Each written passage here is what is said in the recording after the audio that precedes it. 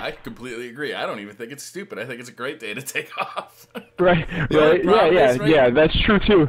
The only problem is you take a day like that off, and then like the servers are down all day, so it's like yeah, you can't even play. Yeah. Granted, Destiny is like you can play it solo, but that's not a game I want to play solo. You know what I'm saying? So it's like I really hope they're working the day that it comes out. I got an error. But I see it. Oh, you did? Yeah. Here, I'll back out because I don't know how I got in here. We'll just find a room. Backed me all the way out of the game too. It completely crashed the game. Oh my god. See, that's what I mean, man. Nice. This game is running well. Or you want to play some Titanfall, Briar? We can play some of that too. I'll play some Titanfall. I haven't played that in a long time.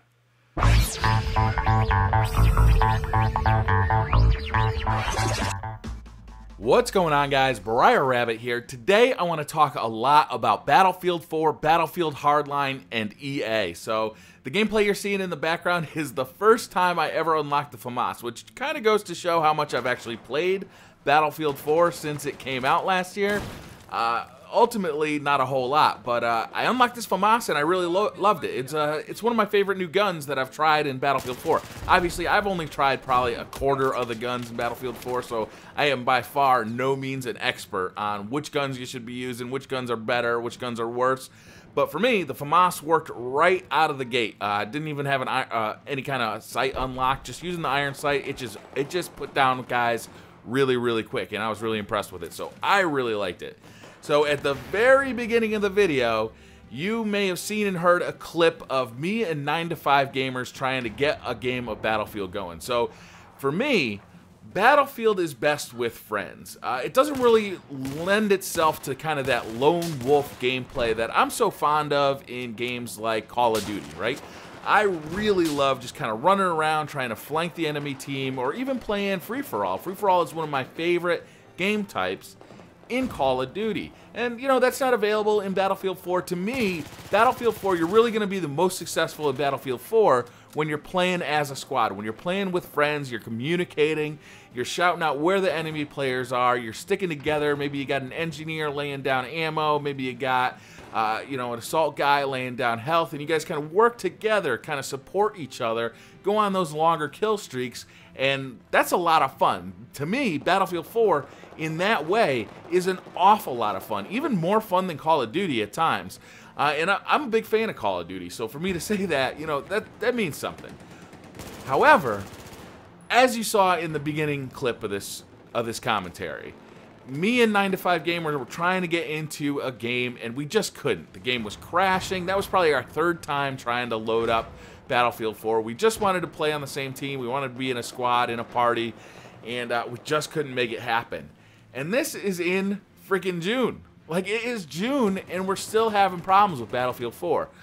Meanwhile, they've unleashed this alpha of Battlefield Hardline on us. And you know, from what people are saying, a lot of things are fixed. The matchmaking works a little better, squads work a little bit better, but to me, it's kind of ridiculous, you know? And we talked about this a little bit on the Beastly Thoughts show last night, and once we got talking about it, I almost surprised myself with how angry I was about the whole situation. The fact that Battlefield 4 is still clearly a broken game. It is a nearly non-functional game if you want to play with your friends. You can jump in as, you know, by yourself like I am in this game. Playing solo, though, not my favorite way to play Battlefield 4. Like I said, I really want to play with a group. So the fact that I can't play with a group, the squad system not working, the party system not working, that to me means this game is ultimately broken. And the fact that EA has the gall to release a new hardline game this year is unbelievable to me. The fact that they haven't fixed Battlefield 4 yet, and they're putting this alpha out and saying, oh, look how exciting Battlefield 4 Hardline is. Look at how much, you know, it's going to cost $60. You're really going to have a great time. It's a completely new game. Bullshit, it's a new game. It is clearly a reskin version of Battlefield 4. Like, there's no doubt about it. The graphics look the same. The weapons look the same. Everything about it looks the same. It looks like it's got a reskin, right, on the player models, not necessarily on the actual levels.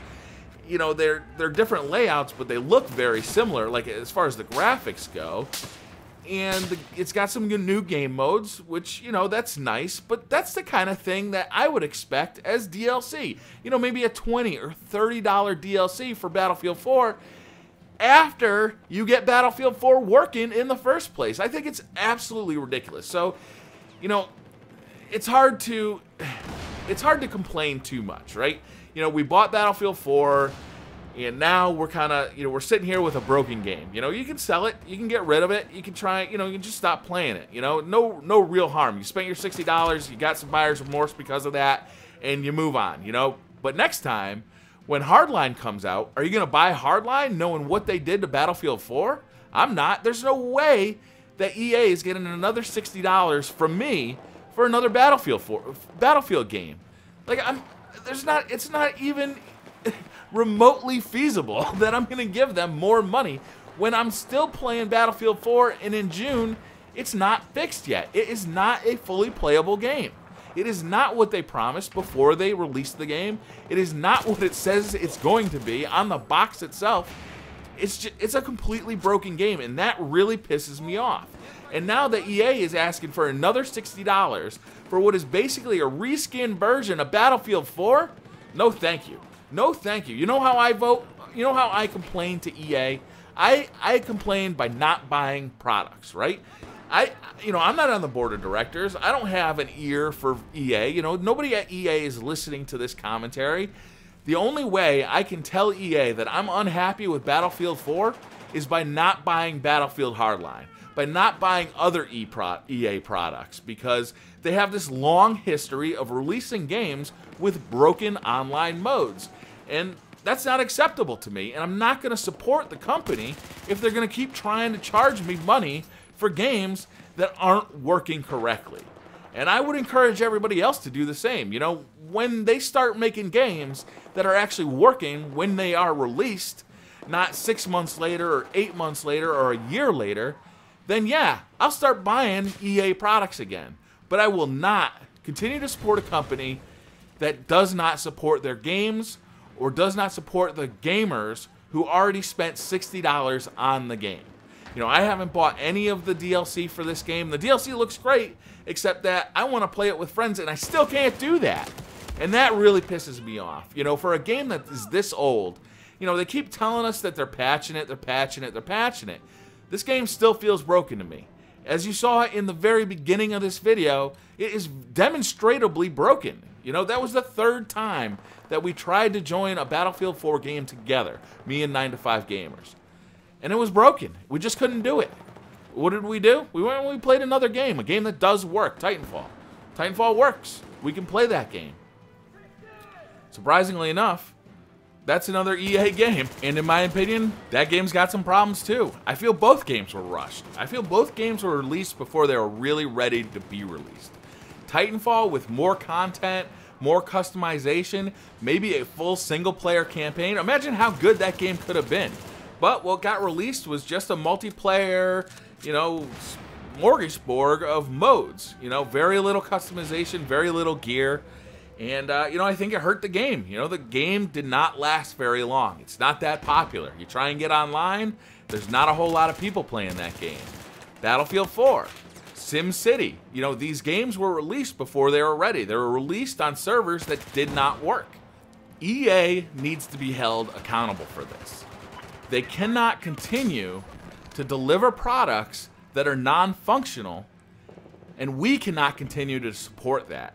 The more we buy these products, the more that we buy these EA products that are just completely non-functional, the more we support what they're doing. They'll just continue to do the same thing over and over again. So we as gamers need to put an end to this. We need to stop buying these EA products that are so clearly half-baked. I don't know about you guys, but Battlefield 4 may be the last EA game I buy, or Titanfall may be the last EA game I buy, until they turn it around, until they start releasing games that are complete, that have had enough time in development. I feel bad for developers like Respawn and developers like DICE. You know, they clearly knew that the games were broken when they released them, but they just weren't allowed to keep working on them. And that hurts everybody. That hurts us, the gamers. It hurts the developers. It hurts their good name. And in the future, I think it's going to hurt EA. Thank you guys for watching. I really appreciate it. Hit that like button if you like this video. Hit subscribe if you'd like to see more videos like this. And I'll see you guys next time. Bye.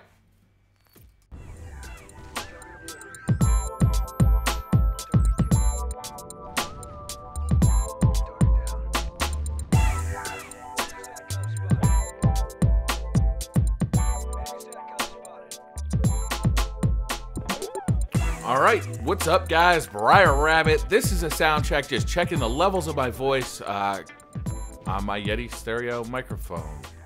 Yeah, let's do it.